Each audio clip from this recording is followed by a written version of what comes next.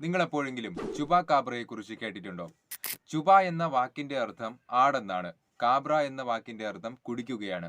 അതായത് ആടിന്റെ രക്തം കുടിക്കുന്നവൻ എന്നാണ് ചുബാകാബ്രയുടെ അർത്ഥം. 1975 കാലഘട്ടങ്ങളിൽ പ്യൂട്ടോറിക്കയിലെ ചെറു പട്ടണങ്ങളിലെ ആളുകൾ വളർത്തിയിരുന്ന ആടുകൾ രാവിലെയാകുമ്പോൾ ചത്ത നിലയിൽ കണ്ടെത്തുകയാണ്. ആടുകളുടെ കഴുത്തിന്റെ ഭാഗത്തായി 3 ചെറിയ പാടുകൾ കാണപ്പെട്ടുവെന്നും മാത്രമല്ല ആടിന്റെ ശരീരത്തിലുള്ള രക്തം പൂർണ്ണമായും വാർന്നു പോയി എന്നും ആ ഒരു കാലഘട്ടത്തിലെ ആളുകൾ അവകാശപ്പെട്ടിരുന്നു.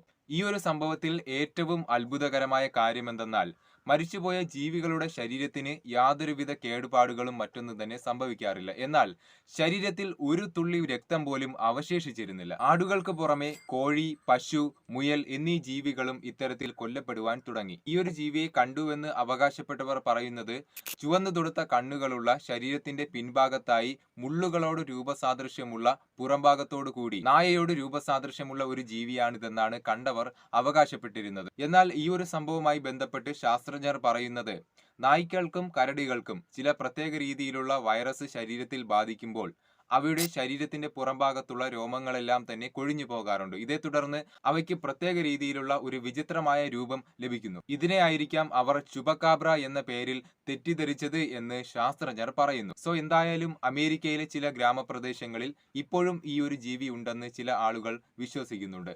സബ്സ്ക്രൈബ്.